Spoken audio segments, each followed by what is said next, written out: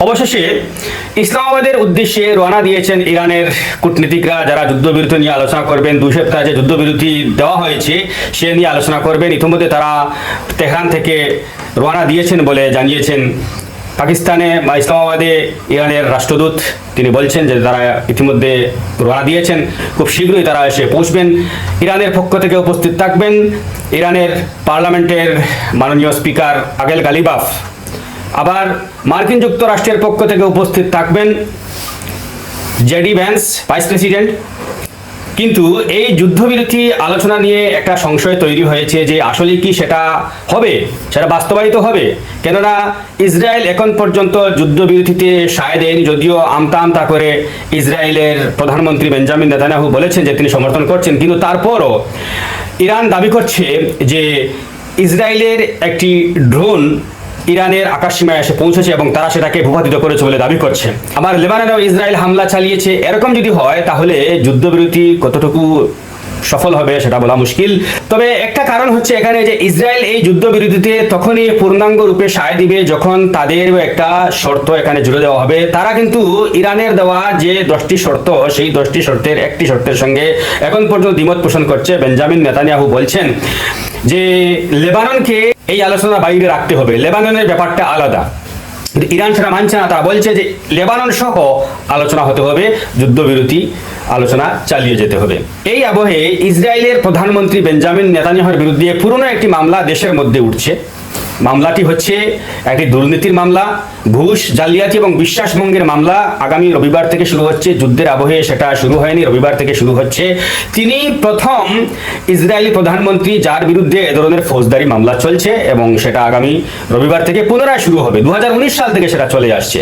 আবার শোনা যাচ্ছে ইসরায়েলের এই তৎপরতার জন্য ইরান নাকি আবার হরমুজ প্রণালী বন্ধ করে দিয়েছে। তারা যুদ্ধবিরতির ঘোষণা হতেই তারা সেটা খুলে দিয়েছিল, কিন্তু যখনই ইসরায়েল অতি সক্রিয় হয়ে উঠেছে ঠিক তখনই তারা সেটা বন্ধ করে দিয়েছে। এবার দেখা যাক আলোচনায় কি হয়। আলোচনায় এটা লক্ষ্য করা যাচ্ছে যে মোটামুটি ইরান 1 মাস বা 45 দিনের যুদ্ধবিরতি চাইবে এবং এই যুদ্ধবিরতির মধ্যে এই যে উভয় পক্ষের যে শর্তাবলী রয়েছে সেই শর্তাবলী নিয়ে আলোচনা হবে এবং একটা স্থায়ী সমাধান সূত্র হতে পারে। আরেকটা খবর এখানে এসছে, দাবি করা হচ্ছে যে পাকিস্তান নাকি মধ্যস্থতা করছে, কিন্তু আসলে কি পাকিস্তান মধ্যস্থতা করছে?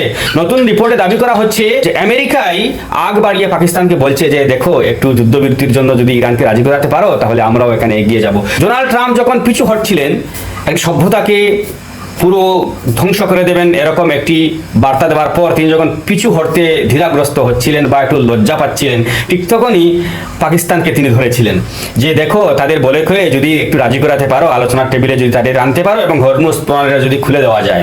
তো এখানে দেখছি আমরা পাকিস্তানের ভূমিকা গৌণ ভূমিকা, এখানে মুখ্য ভূমিকা কিন্তু আমেরিকাই পাকিস্তানকে দিয়ে যুদ্ধবিরতির যে আলোচনা সেটাকে এগিয়ে নিয়ে যাচ্ছে। আমার মনে হচ্ছে যে এই আলোচনা বেশি দূর টিকবে না, কেননা ইসরায়েল কিন্তু ঘোর ধরে বসে আছে যে তারা এতে রাজি নয়, লেবাননকে তারা এই আলোচনায় আনতে রাজি নয়। কিন্তু ইরানও কিন্তু ঘুম ধরেছে যে লেবাননকে এর আওতায় আনা হবে। লেবাননে যে হামলা করেছে ইসরায়েল, আজকে প্রায় 252 জনের মতো এখানে মারা গেছেন, বেসামরিক লোক মারা গেছেন। এই অবস্থায় কতদূর আলোচনাকে এগিয়ে নিয়ে যাওয়া যাবে সে নিয়ে একটা সংশয় থেকেই যায়।